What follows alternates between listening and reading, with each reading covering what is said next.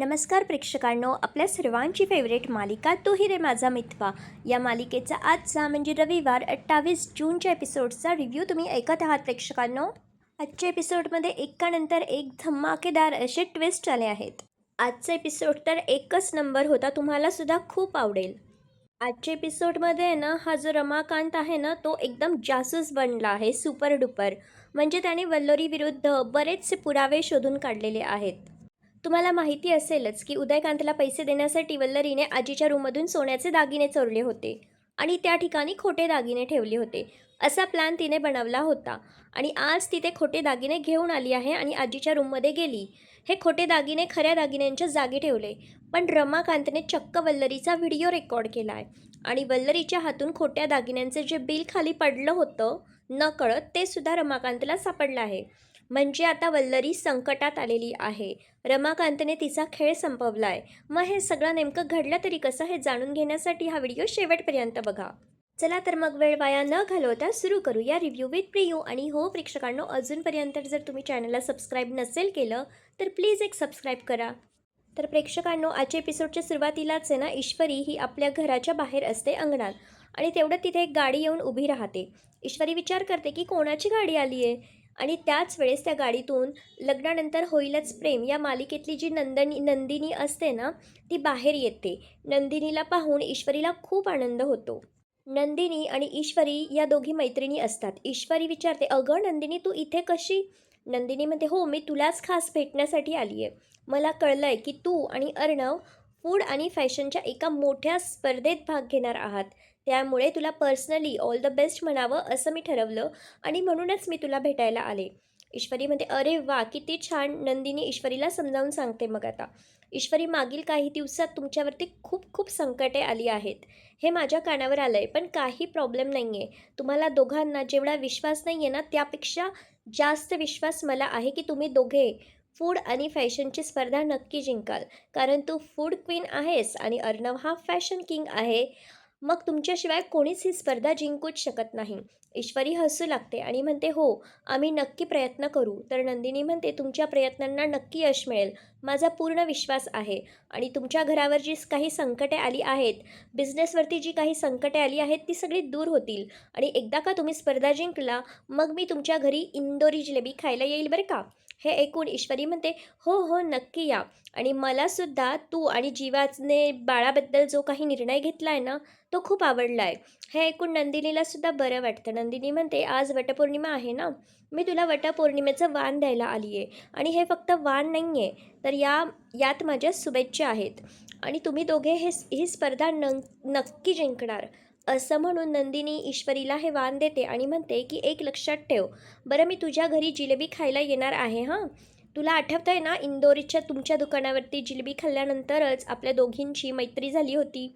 ईश्वरी म्हणते, हो, सगळं आठवतं आहे. नक्की ये, मी तुझी वाट पाहील. नंदिनी म्हणते, आता येते मी, मला थोडा उशीर होतोय, घाई आहे जायची.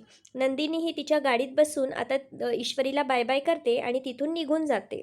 इतक्या दिवसानंतर आपली मैत्रीण भेटली, त्यामुळे ईश्वरीलाही खूप आनंद झालेला असतो. आणि मग कालचा एपिसोड जिथे संपला होता, तिथे पुन्हा एकदा सुरुवात होते आणि रमाकांत अर्णवला वल्लरीबद्दल सांगण्याचा विचार करतो. अर्णवला थांबवतो. अर्णव विचारतो, आता काय अंगारा लावला ना, आता काय माझ्याकडून पूजा करून घेणार आहात की काय?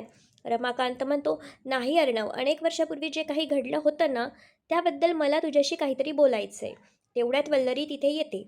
ईश्वरीला सुद्धा धक्का बसतो की रमाकांतला त्या घटनेबद्दल काय बोलायचं आहे. अर्णव चिडून म्हणतो, ओ हॅलो, मला आहे ना तुमच्या त्या भूतकाळाबद्दल, त्या घटनेबद्दल काहीही जाणून घेण्यात इंटरेस्ट नाही आहे. मला काहीही सांगू नका. इथे आधीच मला खूप टेन्शन आहे. मला कॉम्पिटिशनची तयारी करायची आहे. रमाकांतला वाईट वाटतं. तर ईश्वरी म्हणते, सर, असं का करताय तुम्ही? प्लीज त्यांना काही महत्त्वाचं सांगायचं असेल तर ऐकून घ्या ना. बाबा नेहमी महत्त्वाचंच बोलतात ना, तुमचा टाईमपास नाही करत. आता अर्णवचा नाईलाज होतो आणि अर्णव म्हणतो, ठीक आहे, बोला.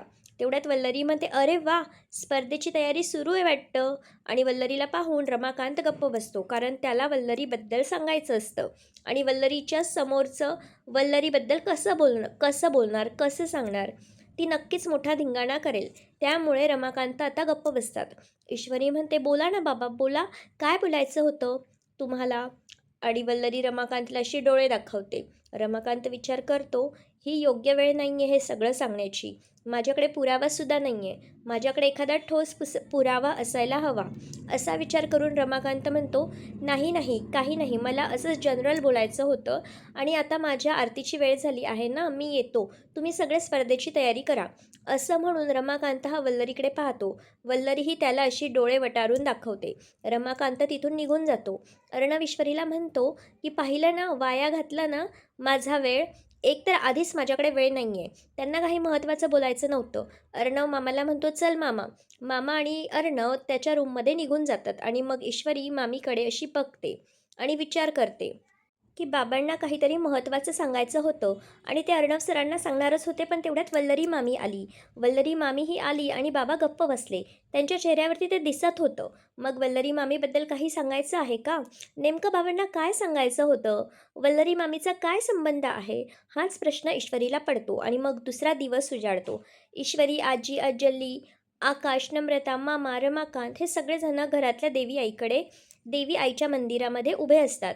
आजी ही देवी आईला प्रार्थना करते की देवी आई, आज माझी 4 मुलं या मोठ्या स्पर्धेत भाग घेत आहेत आणि ही स्पर्धा जिंकणं म्हणजे काही सोपं काम नाही आहे. शिवधनुष्य पेलण्यासारखंच आहे. तरीसुद्धा माझ्या मुलांवरती तुझा आशीर्वाद राहू दे. तुझ्या आशीर्वादामुळे माझी मुले नक्की जिंकतील असा मला पूर्ण विश्वास आहे. कारण ही स्पर्धा फक्त स्पर्धा नाही आहे, तर अर्णवने उभ्या केलेल्या इतक्या मोठ्या बिझनेसला वाचवण्याचा तो शेवटचा पर्याय आहे आणि तू त्यांना आशीर्वाद देशीलच, अशी आम्हाला पूर्णपणे अपेक्षा आहे. सगळेजण हे देवी आईची प्रार्थना करतात. देवी आईला नमस्कार करतात आणि इकडे आपला जो राक्षससारखा जो राजेश आहे, तो मात्र चक्क असं मोतीचूरचे गोड गोड लाडू असे मस्त खात असतो, ठुसत असतो आणि सौदामिनी देशमुख त्याच्यासाठी हे लाडू घेऊन आलेली असते. राजेश हा लाडू खातो आणि म्हणतो, काय सांगू तुम्हाला, मला हा लाडू किती आवडतो, किती छान लाडू बनवला आहे तुम्ही. खरंच आज माझी मोठी बहीण असती ना, तर तिनेसुद्धा माझ्यासाठी असाच लाडू आणला असता. माझ्या डोळ्यात तर पाणीच आलं.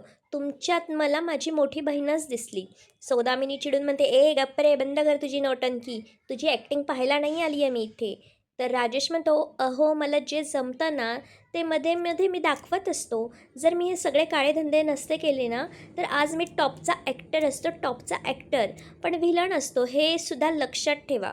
पण लाडू मात्र छान बनवलं बरं का. मी तुम्हाला सांगितलं आणि तुम्ही लगेच माझ्याकडून लाडू घेऊन आलात, माझ्यासाठी लाडू घेऊन आलात. वा, असं प्रेम असावं लागतं. तर ती सौदामिनी चिडून म्हणते, अरे तुला काय लाजबीज वाटते की नाही? अजून आपण ईश्वरी आणि अर्णवला हरवलेलं नाही आहे आणि तू लाडू खातोय, सेलिब्रेशन करतोय. तर राजेश म्हणतो, त्याचं कसं आहे ना, मला जिंकल्यावरच लाडू खायचे होते. पण तुम्ही एकानंतर एक असे फालतू प्लॅन बनवताय आणि तुमचे सगळे फालतू प्लॅन फ्लॉप होत आहे. त्यामुळे मला लाडू खायला मिळतील का नाही अशी शंका मला वाटली, म्हणून लाडू खातोय.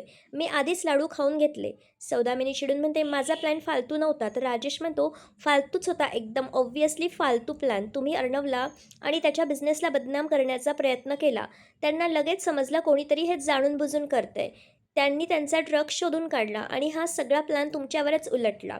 त्यांना त्या स्पर्धेमध्ये पुन्हा एकदा एंट्रीसुद्धा मिळाली. काय झालं, तुमचा प्लॅन फ्लॉप झाला.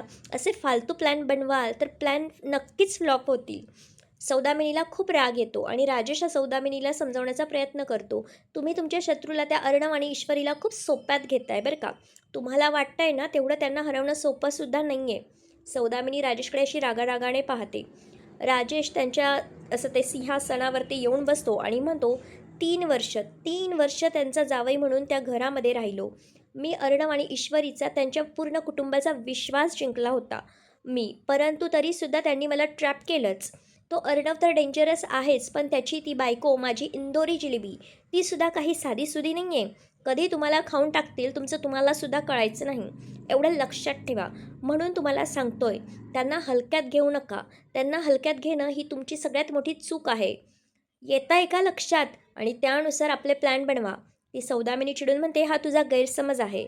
मी त्यांना हलक्यात घेतलं नव्हतंच. माझा प्लॅन हा फुलप्रूफ होता. मी त्यांची बदनामी केली होती, पण ऐन वेळेस त्यांना तो ड्रग सापडला आणि मग सगळं चुकलं. राजेश म्हणतो, कसला डोंबल्याचा फुलप्रूफ प्लॅन, एक नंबरचा फालतू प्लॅन बनवला होता तुम्ही. आणि तो असा हसू लागतो राक्षसासारखा. त्यामुळे सौदामिनी खूप चिडते की हा आपला अपमान करतोय. त्यामुळे तिला राग येतो. इकडे सगळेजण आता देवी आईसमोर असतात. तेवढ्यात अर्णव येतो आणि विचारतो, "काय करताय तुम्ही सगळे? आपलं कॉम्पिटिशनला जायचं आहे ना? चला आवरा लवकर लवकर." आजी म्हणते, "अर्णव प्रसाद घे." अर्णव म्हणतो, "आजी कशाला?" ईश्वरी म्हणते, "सर." ईश्वरीने असे डोळे दाखवल्यावरती अर्णव लगेच प्रसाद घ्यायला तयार होतो. बिचारा अर्णव आता सगळं ऐकायला लागला ईश्वरीचा. आजी त्याला प्रसाद देते. अर्णव प्रसाद घेतो. आजी म्हणते, "आज तुम्ही नक्कीच जिंकाल. मी देवी आईला प्रार्थना केली आहे. विजय तुमचाच होईल." घरातले सगळेजण खूप खुश होतात. आकाश म्हणतो, "दादा मी आधी ऑफिसला जाणार आहे, मग तिथून डायरेक्ट कॉम्पिटिशनला येईल." ईश्वरी म्हणते, "हो अर्णव सर, आज वटपौर्णिमा आहे ना. मी आणि नमुताई वटपौर्णिमेची पूजा करून घेतो आणि मग आपण जाऊया." तर नम्रता म्हणते, "इशू माझी पूजा झाली आहे." हे ऐकून आता ईश्वरीला मोठा धक्काच बसतो. ईश्वरी विचारते, "कधी झाली तुझी पूजा? आणि तू कधी केली ती वड पूजायला कधी गेली होती?" तर नम्रता म्हणते, "नाही मी बाहेर नाही गेले. मी वडाची फांदीच घरी आणली होती आणि घरीच पूजा केली." ईश्वरी विचारते, "मग मला का नाही सांगितलं?" नम्रता सांगते की नाही लक्षात राहिलं. हे ऐकून ईश्वरीला वाईट वाटतं. ऑब्व्हियसली वाईट वाटणारच ना. नम्रताने हे जाणून बुजून केलं आहे हे तिच्या लक्षात येतं. आकाश म्हणतो, "नम्रता जर तुझी पूजा झाली असेल तर तू माझ्याबरोबर ऑफिसला चल. आपण तिथून डायरेक्ट कॉम्पिटिशनसाठी जाऊया." नम्रता म्हणते, "ठीक आहे." मग आकाश आणि नम्रता आजीच्या पाया पडतात आणि तिथून निघून जातात. अर्णव ईश्वरीला म्हणतो, "मिस इंदोर सर आपल्याला सुद्धा जायचं आहे." ईश्वरी म्हणते, "नाही सर, आपल्याला आधी वडाची पूजा करायची आहे. पूजा केल्याशिवाय मी नाही जाणार." अर्णव म्हणतो, "अगं तू पण काय ते वडाची फांदी आणून करून घे ना पूजा." सगळेजण त्याच्यावरती हसू लागतात. ईश्वरी म्हणते, "नाही सर, मला एकदम प्रॉपर पूजा करायची आहे. मी एक काम करते, पूजेचं सगळं सामान घेऊन तुमच्याबरोबर चलते आणि रस्त्यात कुठेतरी वडाचं झाड दिसलं, आपण तिथे पूजा करून घेऊया आणि मग पुढे कॉम्पिटिशनसाठी जाऊया." अर्णव म्हणतो, "ठीक आहे. काय करायचं ते लवकर लवकर कर. आता रस्त्यात थांबायचं आहे ना, मग लवकर तयारी करून घे. म्हणजे आपल्याला जाता येईल." असं म्हणून अर्णव आणि ईश्वरी सगळ्यात आधी आजीच्या पाया पडतात. अर्णव निघून जातो. मग ईश्वरी मामांच्या पाया पडते, रमाकांतच्या पाया पडते. हे सगळे त्यांना आशीर्वाद देतात आणि ईश्वरीसुद्धा आता निघून जाते. इकडे सौदामिनी राजेशवरती खूप चिडते आणि त्याला विचारते, "तू स्वतःला एवढा हुशार समजतो ना? मग तू एखादा प्लान तू दे, एखादी आयडिया तू दे." राजेश म्हणतो, "मी देऊ का आयडिया? ओके ठीक आहे." असं म्हणून राजेश पुढे येतो सौदामिनीजवळ आणि चक्क सौदामिनीचा गळा दाबण्याचा प्रयत्न करतो आणि म्हणतो, "मी असतो ना तर मी हेच केलं असतं." सौदामिनी चिडून म्हणते, "एवढं सोपं वाटतं का तुला त्याचा जीव घेणं?" तर राजेश म्हणतो, "तुम्हाला एवढं अवघड वाटतंय का?" सौदामिनी चिडून म्हणते, "मला ते अवघड वाटत नाही आहे. तुझ्यापेक्षा जास्त मारलेत मी आजपर्यंत, पण मला त्या अर्णवला एवढं सोपं मरण द्यायचं नाही आहे.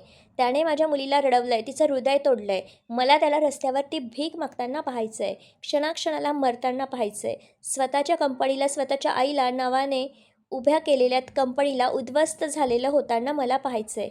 तोपर्यंत मी त्याला मरू देणार नाही." राजेश म्हणतो, "प्लॅन खूप चांगला आहे. म्हणजे तुम्ही जी स्वप्न पाहताय ना ती खूप चांगली आहे. पण अर्णव आणि ईश्वरी कॉम्पिटिशनमध्ये पोहोचू नये यासाठी तुम्ही काय तयारी केली आहे?" तर सौदामिनी म्हणते, "मी एक फुलप्रूफ प्लॅन तयार केला आहे. तो प्लॅन नक्की यशस्वी होईल."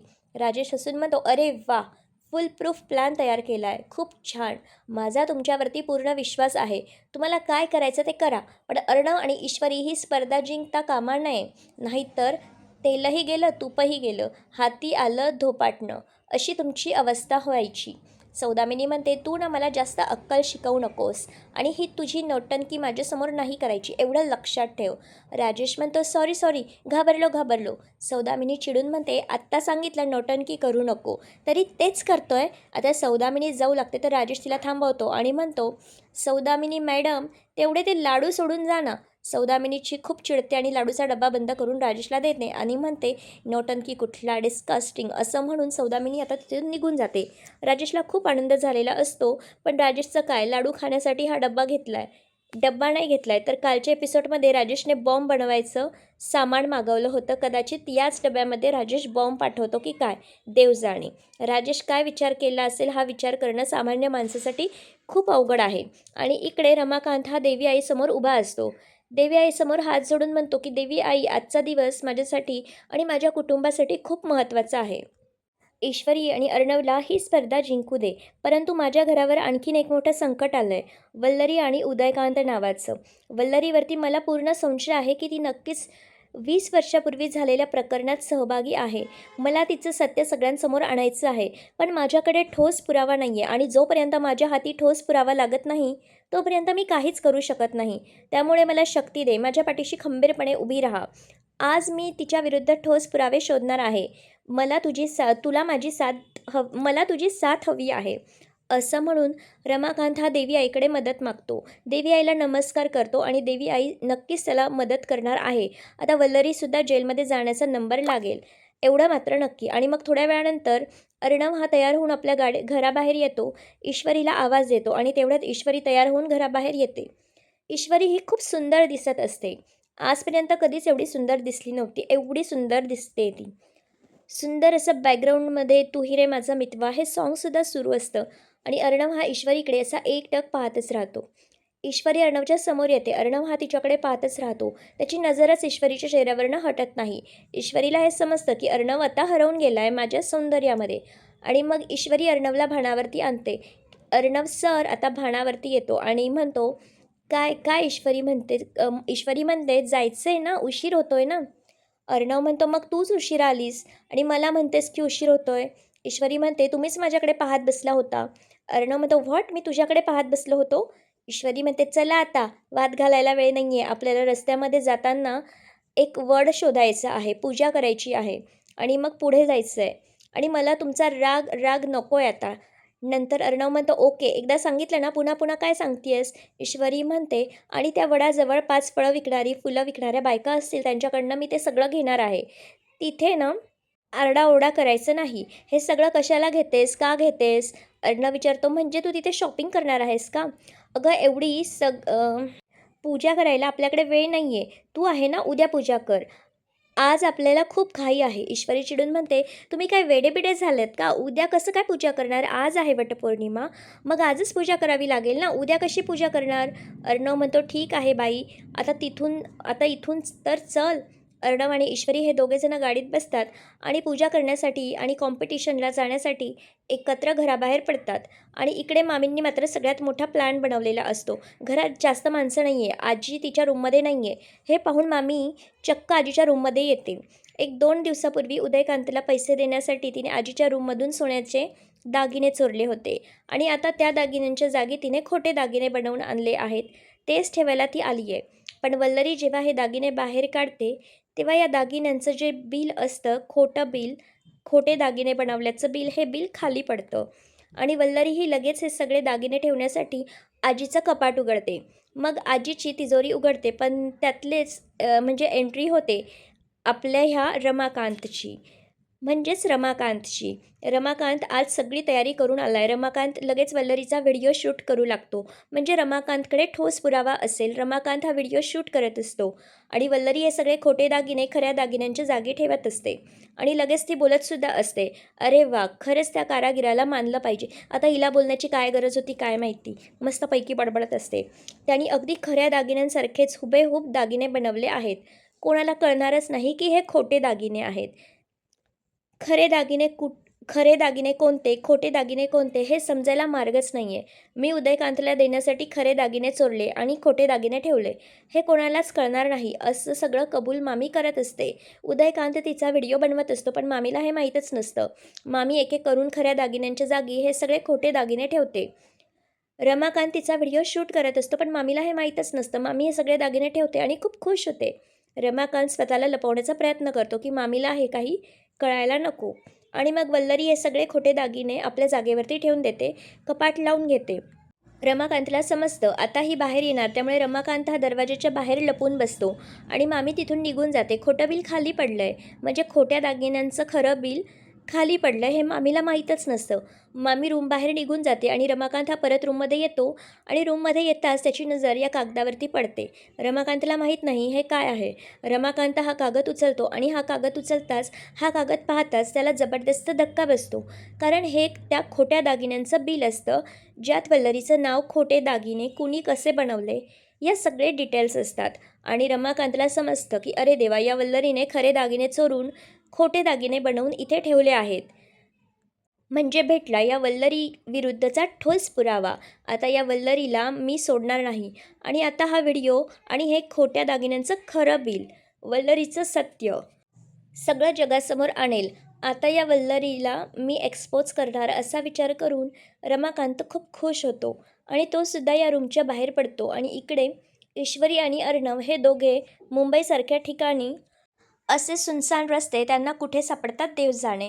हे दोघे एका सुनसान रस्त्यावरती असतात जिथे फक्त त्यांची एकच गाडी असते आणि पोलिसांनी नाकाबंदी केलेली असते. आणि थोड्या दूरवर सौदामिनी तिच्या गाडीमध्ये बसलेली असते. सौदामिनी यांना पाहते. यांना सौदामिनी काही दिसतच नाही. अर्णव गाडी थांबवतो आणि विचारतो, सर काय प्रॉब्लेम झाला आहे? आता इन्स्पेक्टर म्हणतात, तिथे पुढे नाकाबंदी आहे, तुम्ही जाऊ शकत नाही. अर्णव म्हणतो, सर थोडी इमर्जन्सी आहे, एकच गाडी आमची, जाऊ द्या ना. इन्स्पेक्टर म्हणतो, नाही नाही नाही जाऊ देऊ शकत. ईश्वरी म्हणते, साहेब प्लीज थोडी इमर्जन्सी आहे, जाऊ द्या ना, आम्ही पटकन निघून जाऊ. इन्स्पेक्टर म्हणतो, ओहो मॅडम, सगळ्यांसाठी नियम एकच आहे, सगळ्यांना अडवलं आहे, तुम्हालासुद्धा अडवलं आहे, तुम्ही दुसऱ्या रस्त्याने जा. अर्णव म्हणतो, ठीक आहे थँक्यू. अर्णव हा एका दुसऱ्या कच्च्या रस्त्याने आपली गाडी घेऊन जातो. त्यामुळे सौदामिनी खूप खुश होते आणि या इन्स्पेक्टरला कॉल करते. इन्स्पेक्टर म्हणतो, मॅडम काम झालं ना? एकदम बरोबर. सौदामिनी म्हणते, हो इन्स्पेक्टर, खूप छान काम केलं तुम्ही, पैसे घेऊन जा. इन्स्पेक्टर म्हणतो, थँक्यू मॅडम. आता सौदामिनी खूप खुश होते आणि इकडे हा जो रमाकांत असतो चक्क वल्लरीच्या रूममध्ये येतो. ज्या वल्लरीने आजपर्यंत सगळ्यांच्या रूम गुंडाळल्या, सगळ्यांनाच गुंडाळलं, इतक्यांच्या रूममध्ये चोऱ्या माऱ्या केल्या, त्या वल्लरीच्या रूममध्ये आज रमाकांत घुसलाय. खरंच रमाकांतला मानलं पाहिजे. रमाकांत वल्लरीच्या रूममध्ये येतो आणि वल्लरीच्या रूममध्ये येऊन कपाटातल्या सगळ्या फाईल्स चेक करतो. पण तेवढ्यात त्याला तिथे एक तिजोरी दिसते. या तिजोरीत नक्कीच काहीतरी असेल असं रमाकांतला वाटतं. पण तिजोरीची चावी नसते. तो तिजोरीच्या खालच्या ड्रॉवर उघडतो, तिथे त्याला चावी सापडते आणि तो तिजोरी उघडणार. इतक्यात आता दुसरा सीन घेतला प्रेक्षकांनो त्यांनी. आता या तिजोरीत त्याला काय सापडेल हे पाहायला खरंच मजा येणार आहे. आता ते उद्याच्या भागात आपल्याला दाखवतील ते. इकडे ईश्वरी आणि अर्णव या कच्च्या रस्त्याने दुसऱ्या रस्त्याने पुढे येतात आणि तिथे चक्क म्हणजे रस्ताच संपतो. हा रस्ता संपून जातो. अर्णव म्हणतो, हा रस्ता तर संपला, आता काय करायचं? ईश्वरी म्हणते, हो ना, माझ्या मोबाईलला रेंजसुद्धा नाही आहे. अर्णव म्हणतो, माझ्या मोबाईललासुद्धा नेटवर्क नाही आहे. ईश्वरी म्हणते, सर इथे रस्ता संपला आहे, पण हे तर जंगल आहे, या जंगलात वडाचं झाड सापडेलच आपल्याला. अर्णव म्हणतो, व्हॉट? आता तू या जंगलात वडाचं झाड शोधणार आहेस का? ईश्वरी म्हणते, हो सर, आपलं ठरलंच होतं ना, आपल्याला वडाची पूजा करूनच पुढे जायचं आहे. अर्णव म्हणतो, आपण मागे जाऊया, मागे गेल्यानंतर आपल्याला वडाचं झाड भेटेल ना? ईश्वरी म्हणते, सर नंतर भेटेल नाही भेटेल, तिथे गर्दी असेल, हे जंगल आहे, इथे वडाचं झाड सापडेलच. सापडलं तर गर्दी पण नसेल, चला उतरा उतरा आता, असं म्हणून ईश्वरी गाडीच्या खाली उतरते. अर्णवला खूप राग येत असतो की ही मुलगी काही माझा ऐकतच नाही आहे. अर्णवसुद्धा आता नाईलाजाने गाडीच्या खाली उतरतो आणि मग ईश्वरी ही सगळीकडे वडाचं झाड शोधत असते. अर्णव म्हणतो, मिस इंदोर, आपल्याला त्या लोकांचे कॉलसुद्धा येतात, मिस कॉल्स, चल लवकर. ईश्वरी म्हणते, सर त्यांनी फक्त रजिस्ट्रेशनसाठी फॉर्मॅलिटीसाठी कॉल केला असेल, तिथे जाऊन करता येईल आणि अजून खूप वेळ आहे, तुम्हाला प्रत्येक ठिकाणी वेळेच्या आधी पोचायचं असतं. थांबा बरं तुम्ही, आता आपण पूजा करूया, तुम्ही एक काम करा, तुम्ही वड शोधा, मी 5 फळं शोधते. अर्णव म्हणतो, काय मी वड शोधायचं? ईश्वरी म्हणते, ठीक आहे, मग तुम्ही फळं शोधा 5, मी वड शोधते. असं म्हणून ईश्वरी ही पुढे जात असते. अर्णव म्हणतो, मिस इंदोर, आपण मागे जाऊया, रस्त्यात वडाचं झाड सापडेलच.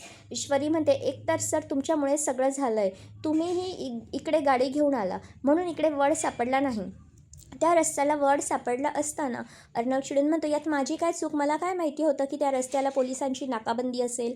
ईश्वरी म्हणते, मग आता इथे आलोयच ना, तर वड शोधू ना. असं म्हणून ईश्वरी ही वड शोधायला पुढे जाते. अर्णव म्हणतो, इम्पॉसिबल या मुलीशी मी कसं लग्न केलं आहे. अर्णव त्याचा आता कोट काढून ठेवतो आणि आजचा एपिसोड इथेच संपलेला आहे प्रेक्षकांनो. खरंच आजचा एपिसोड तर खूपच इंटरेस्टिंग होता. सगळ्यात भारी ट्विस्ट म्हणजे रमाकांतला वल्लरी विरुद्ध आता पुरावेच सापडलेले आहेत. वल्लरी हिच्या विरुद्ध पुरावे सापडू शकत नाही, ती कधी पकडली जाणार नाही, असं या मालिकेत झालं आहे. पण रमाकांतने अशक्य ते शक्य करून दाखवलं आहे आपल्याला ह्या एपिसोडमुळे. त्यामुळे खूपच मस्त होता आजचा एपिसोड एकंदरीत आणि पुढचे एपिसोडसुद्धा खूपच जास्त इंटरेस्टिंग असणार आहे. या मालिकेमध्ये खूप मोठा ट्विस्ट येणार आहे. तर मग पुढच्या एपिसोडमध्ये घडणार तरी काय? तर आता आपण पाहू की पुढच्या एपिसोडमध्ये ईश्वरीला जंगलात वडाचे झाड सापडणारच नाही. त्यामुळे ईश्वरी ही चक्क अर्णवलाच वड मानून अर्णवची पूजा करणार आणि जसं वडाला धागा गुंडाळतात तसाच धागा ईश्वरी आता अर्णवला गुंडाळेल. त्यामुळे अर्णव खूप खुश होईल. ईश्वरी अर्णवला म्हणेल, सर वडाचं झाड नाही सापडलं म्हणून तुम्हाला धागा गुंडाळते, तुम्हालाच वड मानून मनोभावे पूजा करते आहे, गोड मानून घ्या. आणि 7 जन्म माझी साथ द्या. 7 जन्म नवरा म्हणून मला तुम्हीच हवं आहे. हे ऐकून अर्णव खूप खुश होईल.